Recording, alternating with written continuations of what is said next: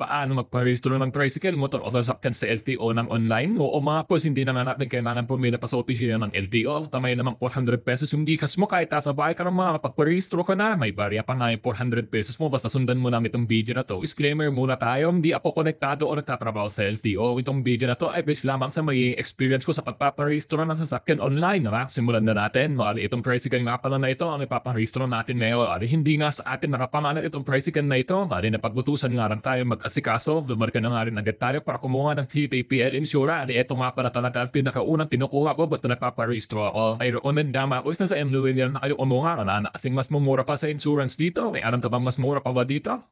Meron. Paiwan na lang sa comment section ng video nito. ₱296 nga lang pala ang insurance nito kapag motor o tricycle. Kapag 4 wheels naman ang ipaparehistro mo, ₱606 nga lang. O diba? Napakasulit na. Halos lahat na nga ata ng bayan ay merong MWL. Next na magpaparehistro ka, alam mo na kung saan kukuha. Ipapakita mo nga lang yung set of ng ORCR mo dito. Napakabilis nga lang din talaga kumuha dito. Naka-aircon pa. Ito kaya dito. Next step na mga kus ay magpunta sa pinakamalapit na PNVIC sa lugar nyo. Sa Golden Star PNVIC nga tayo nagpunta. Dito na nga gaganapan yung pag-i-extend sa motor o sasakyan nyo. Ito na nga rin gagawin yung sinasabi din ng emission. I-check na natin na kabuuan ng sasakyan mo dito. ₱610 nga pala yung nagastos natin dito. Kapag okay na, uwian na. Dahil yung next step mga kus ay sa bahay na lang natin gagawin. Kung nga tayo magpatuloy sa step 3, siguro doon ito may naman ng Gcash nyo.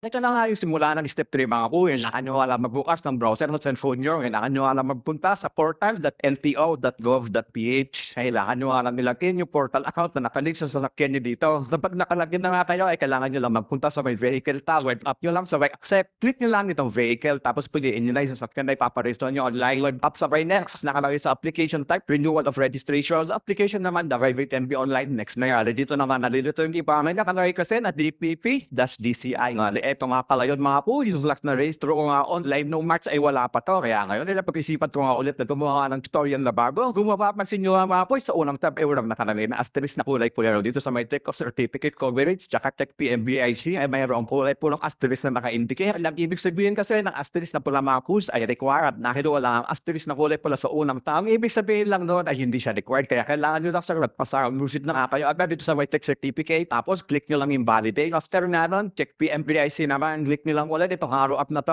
Din sa una, click nyo lang ulit yung validate. After nun, click nyo na yung finish. Swipe up nyo lang yan mga push, tapos proceed to payment na kayo. At dito mga push, may really na kayo kung anong e-wallet meron kayo. At sa case nga natin mga push, magbabayad tayo via Gcash. After nga nun, click nyo na yung proceed to summary. Dito nyo na makikita kung magkano lahat ang babayaran nyo. Balik, click nyo lang ulit yung submit. Swipe up nyo lang ulit to. Sabay accept. Ang nyo nga na pala ulit i-click itong checkbox sa tabi ng I have read and agreed to the terms and conditions. Tapos click ko din itong arrow down na to. Mayroon na magpapakita dyan na continue. Redirect na kayo sa Gcash. Basta alam ko namang alam nyo na siguro yan. Next lang. Mapunta kayo sa may pay. Ito mga push. Tapos na natin mabayaran via Gcash. Kailangan nyo na nga lang din hanapin itong official receipt nyo nga lang yan mga push. Tapos click nyo yung download. At sa wakas mga push, may register na rin ang online yung sasakyan. Sa year 2026 na nga ulit tayo magpaparegister na ito. Kailangan nyo na nga lang din ito ipaprint kung sakali man na mawala nyo yung kopya nyo. Pwede mahanap nyo nga lang ulit ito sa transaction tab. Click nyo lang itong close tab. Itong pinaka nasa taas nga pala yun. Kailangan nyo nga lang i-click to. Tapos hanapin nyo na yung official receipt mo. Nasa bandang baba nga lang yun. Tapos click nyo na itong download. At kung umabot ka sa part ng video na to, ay pwede mo pag-i-comment kung taga saan ka para malaman po